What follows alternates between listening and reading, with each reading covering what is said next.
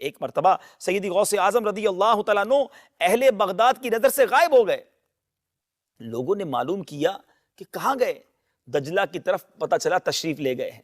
تلاش کرتے گئے، دیکھا کہ آپ پانی پر چل رہے ہیں اور مچھلیاں نکل نکل کر آپ کو سلام کر رہی ہیں، قدم چوم رہی ہیں.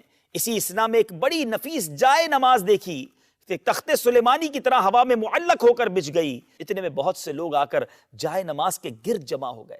ظہر کا وقت تھا، تکبیر ہوئی، حضور امام ہوئے، نماز قائم ہوئی.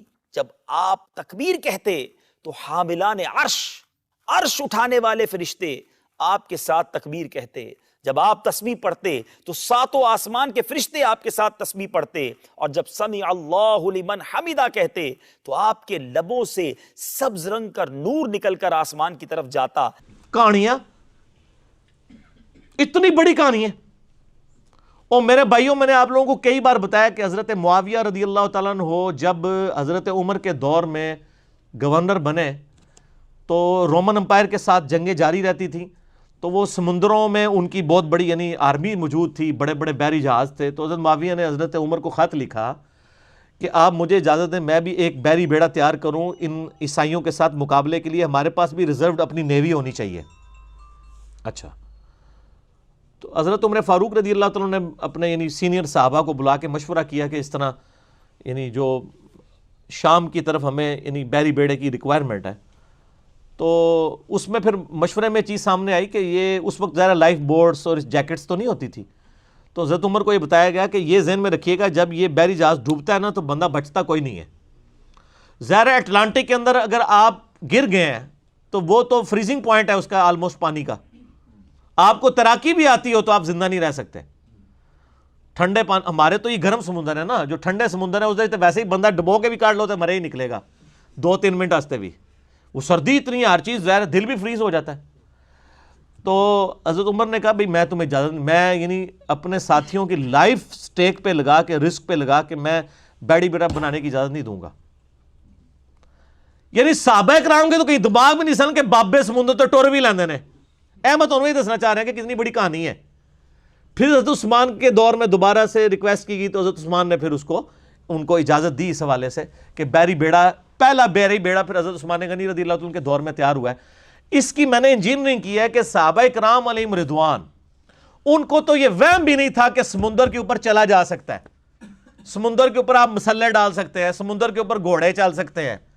وہ کہتے ہیں بندے کے مروان لگے ہو، وہ کہتے ہیں بسم اللہ پڑھی تے پانی اتنے ٹرنا شروع کرتا. سر پانی چھڈ دو، میں تمہیں ایتھے ایک نالے تو کوئی ٹور کے تہاڈا کوئی بزرگ دسے بسم اللہ پڑھ کے. بلکہ کئی بزرگوں کو تو تیراکی نہیں آتی ہوگی، ان کو تو آپ 8 فٹ پانی میں بھی ڈال دیں تو یہ زندہ نہیں باہر نکل سکتے. جس کو تیراکی نہ آتی ہو سر وہ 8 فٹ پانی میں بھی ڈوب جاتا ہے اگر اس کا یعنی 6 فٹ یا 5.5 فٹ قد ہے. اس کو مارنے کے لیے وہ بھی کافی ہے. آپ نے ضروری نہیں کہ کسی بزرگ کو اڑا کے یا اس کو پانی میں غوطہ مروا کے بزرگ ڈکلیئر کرنا ہے. بزرگی کے کرائٹیریا نہیں ہے سر، یہ فیل ہو چکے ہیں سارے. اور پھر ایسے سے جھوٹ لکھے ہوئے ہیں کہ جی وہ امام شافعی رحمۃ اللہ علیہ کے پاس ایک یہودی آیا، اس نے کہا جی میں مناظرہ کرنا ہے تواڈے نال. انہوں نے کہا 1 منٹ رک جاؤ نا، مسلح جناب سمندر دے کنارے، اچھا سارے نماز بھی دریاواں دے کنارے تے سمندراں دے کنارے پڑھتے ہیں. ایویں جھوٹ ماریا امام شافعی اتنے. امام شافعی بھی زندہ ہوندے تے روندے انہاں نوں کہ کی اللہ بندو کہانیاں کرا رہے ہو میرے بارے. تو امام شافعی رحمۃ اللہ علیہ، اور لکھا ہوا جی اس ٹائم ان کی عمر 15 سال تھی. 15 سال عمر تھی تو انہوں نے یعنی مسلح جو ہے وہ جا کے سمندر کے اوپر جو ڈالا اور نماز پڑھنی شروع کر دی. اور پھر انہوں نے کہا ایتھے آ کے میرے نال مناظرہ کر. انہوں نے اتھے جناب کلمہ پڑھا، مسلمان ہو گیا. سبحان اللہ. یہ آپ کے ملک کے اندر ہی کہانی ہے، اور میں اللہ کا شکر ادا کرتا ہوں کہ آپ کے علماء کو انگریزی نہیں آتی اور گوروں کو اردو نہیں آتی. ورنہ جو تسی دسو گے نا شاہ شمس تبریز نے کیا تو بھی شمس تے میں بھی شمس، ٹھیک ہے جی. وہ بوٹی بھون لی سی انہوں نے. اچھا وہ جب بوٹی بھون رہے تھے تو جو ملتان کے جو باقی لوگ تھے وہ نہیں بھونے گئے، صرف بوٹی بھونی گئی ہے. انجینئرنگ ہے.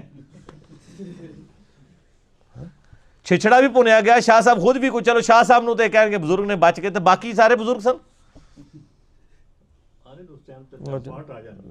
اور سر بات یہ کہ یہ شاہ شمس نے بھی کارنامہ ملتان ہی کرنا سی، اس کردو نہیں سی کرنا.